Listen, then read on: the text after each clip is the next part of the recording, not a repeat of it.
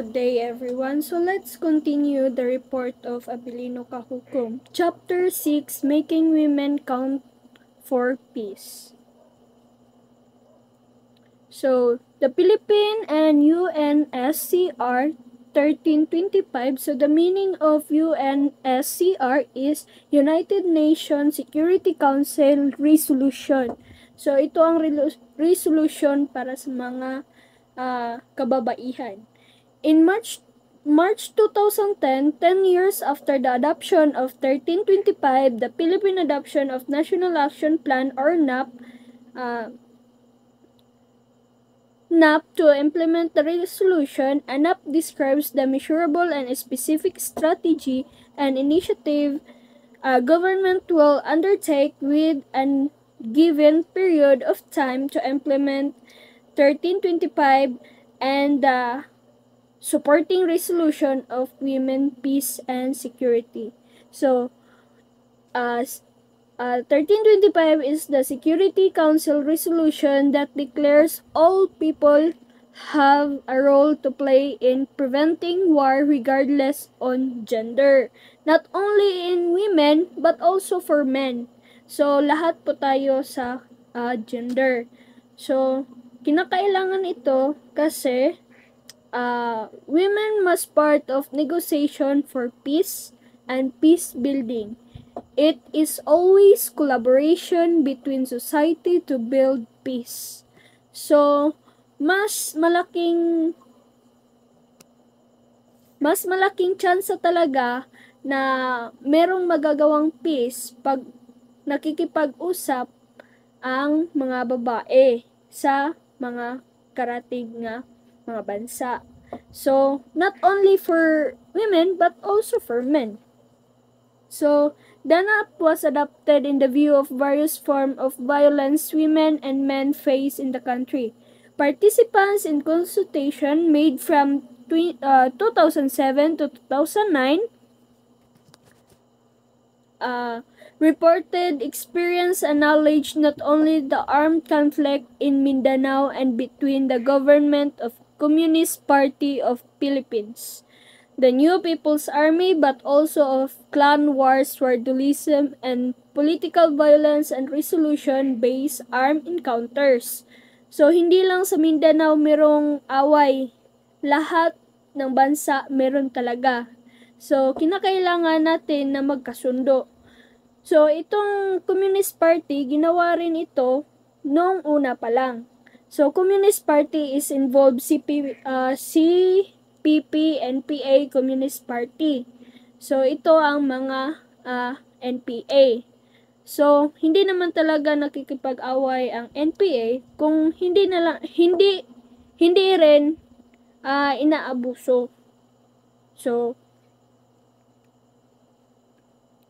women bears the pain and brunt of keeping a family when men in the family die from this form of violence. So, kawawa rin naman ang mga babae dahil sila yung magdadala ng sakit, problema dahil wala na silang katuwang sa kanilang hanap buhay. O sila na lahat ang naghahanap buhay kasi wala na silang asawa. So, nasa kanila talaga ang burden na kanang dinadala kapag wala na yung partner nila. So, forms of violence nung panahon, nung una, marami talagang violence na nagawa. Yung tinatag ang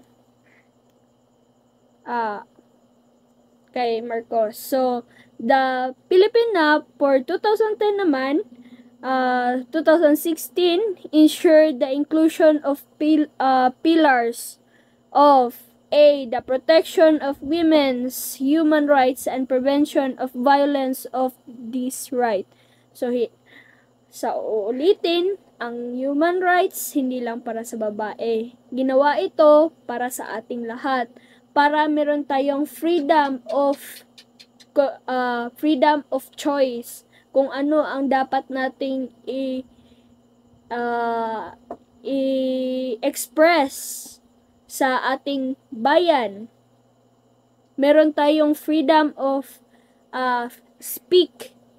So, Number 2 is women empowerment and participation in conflict prevention, resolution, peace building, and post-conflict reconstruction. So, dito na, hindi lang yung term nila na ang ginagawa ng lalaki ay hindi magagawa ng mga babae. So, hindi dapat yon kasi sa atin, meron tayong presidente na babae. Meron tayong mga sundalo na mga babae. Kung ano ang magagawa ng lalaki, magagawa rin natin. So, dito, empowerment of women. So, hindi lang sa mga ganyang bagay ang pinagmamalaki ng mga babae. Kaya nagsiselebrate din tayo ng Women's Month dahil pinaparangalan natin ang mga kababaihan. So, letter C. The building of women capacity that they may be able to meaningfully participate in decision-making process related to peace and security. So, madalas talaga nadadaan sa madaling usapan, hindi sa mainit na usapan. So, ang mga babae, passionate. So, next is letter C. The building of women capacity that they may be able to meaningfully participate in decision-making process related to peace and security. So, around October 51st, mga 15, So, binigyan nila ng pansin ang mga kababaihan sa UN, so sa United Nations Security Council. So, binigyan sila ng resolution, so UNSCR. So, ito ang napagdesisyonan nila na kasali na ang mga kababaihan sa mga programa na ibibigay nila sa United Nations. So, para sa lahat sa atin, alam naman natin na merong hidwaan ang sa ating bansa around Bangsamoro. So, binigyan ng diin sa atin sa Pilipinas ang Bangsamoro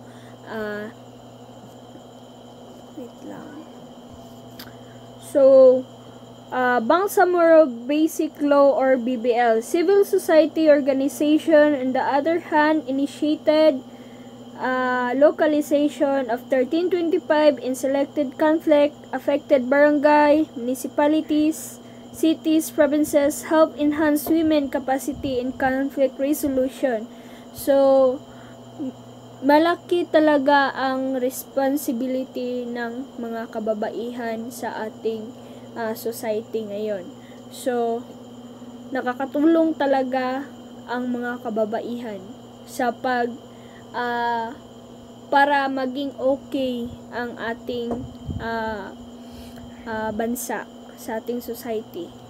So, next is the promotion and mainstreaming of gender perspective in conflict prevention, conflict resolution, and peace building.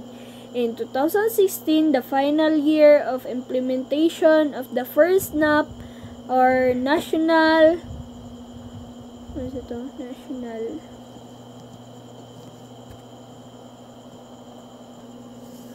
So, the implementation of the first national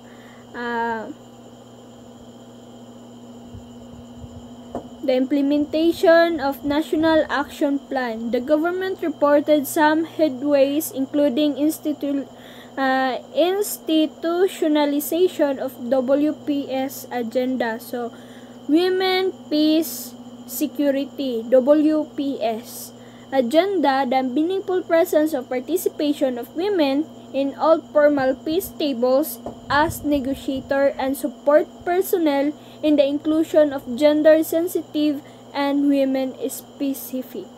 So, hindi lamang sa sa ating paligid, but also naging formal din sila na nag-participate sa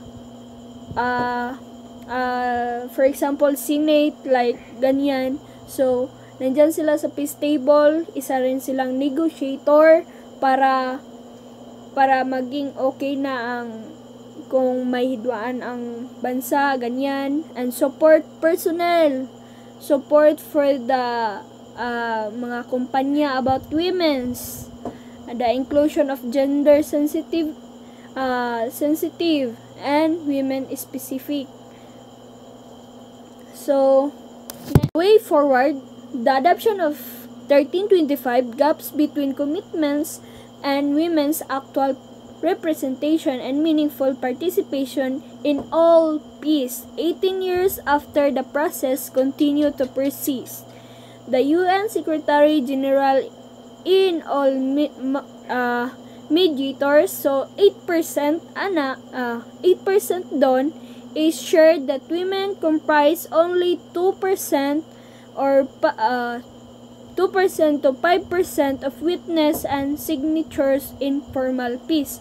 So, malaking tulong rin ito dahil 2 or 5% naging okay ang formal peace. So, napaglagdaan na ganyan ang nagawa sa mga kababaihan. Meron ng proof na hindi lamang basta-basta ang mga kababaihan. So, processes between, but in 1990 and 2017, women also continue to be subjected to rape and other forms of sexual violence, cyber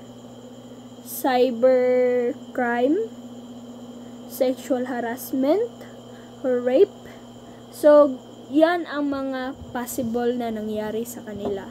So, most importantly, the UN, its member states, international organization, and CSOs need to continue the work to challenge obstacles to women's meaningful participation, including gender discrimination. By Kofi Annan, former UN Secretary General, made a very important point years back. And this is the resolution of 1325. Discrimination about gender, men, women, and participation holds the promise to women across the globe that their rights will be protected, that barriers to this, to their equal participation and full involvement in the maintenance and promotion of sustainable peace will be removed. We must uphold this promise. So, sa ganitong paraan na protektahan not only ang women but also men, mga bata. Aside from that, maraming nagawa ang 1325 para sa atin.